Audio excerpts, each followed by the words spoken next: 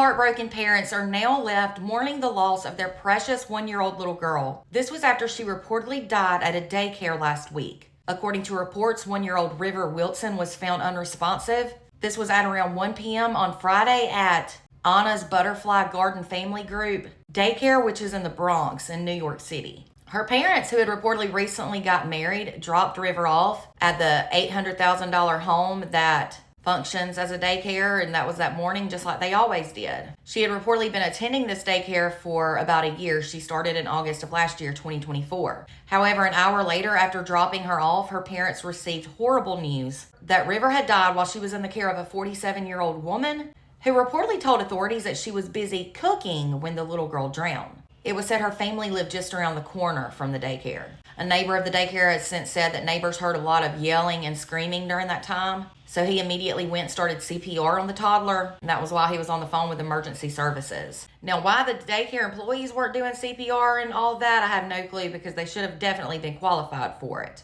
Instead, it was a neighbor.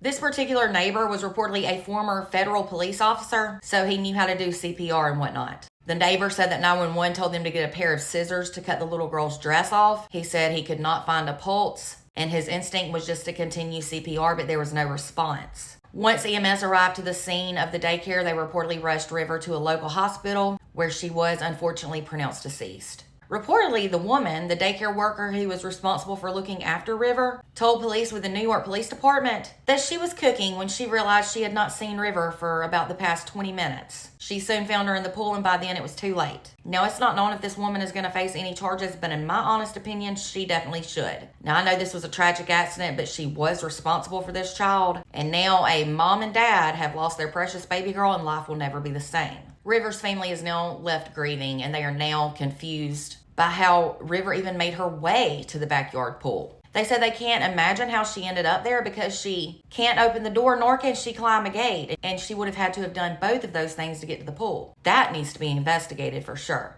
It was also said by the little girl's aunt that the daycare has not even contacted River's parents since the incident or about the incident. That is totally unacceptable and not okay. It was also said that her family didn't even know that the daycare had a pool because it was behind a closed door and a closed off gate. Seems to me like that's something all parents of that daycare should have known though. Her family is now hoping that surveillance footage captured exactly what happened and how the tragedy occurred. According to reports, this daycare has been in operation since 2018, and it is authorized to take care of 10 children between the ages of 6 weeks and 12 years old. The daycare is run by Ana Feliz Gonzalez, and she reportedly also owns the home it operates out of. River has since been remembered as beautiful and amazing. She was her parents' first and only child. It was said she was full of wonder, light, and laughter, and that her radiant smile lit up every room. Loved ones recently gathered for a memorial service outside the family's home, and they also placed balloons and stuffed animals and flowers outside the daycare. A GoFundMe has also since been set up to help her family during this horrible time if you're interested in donating. River will reportedly be laid to rest on August 13th, so keep her family in your prayers. Now, in my opinion, a daycare absolutely does not need a pool on its property if they have toddlers or any kids who can't swim who attend the daycare. That's just my opinion.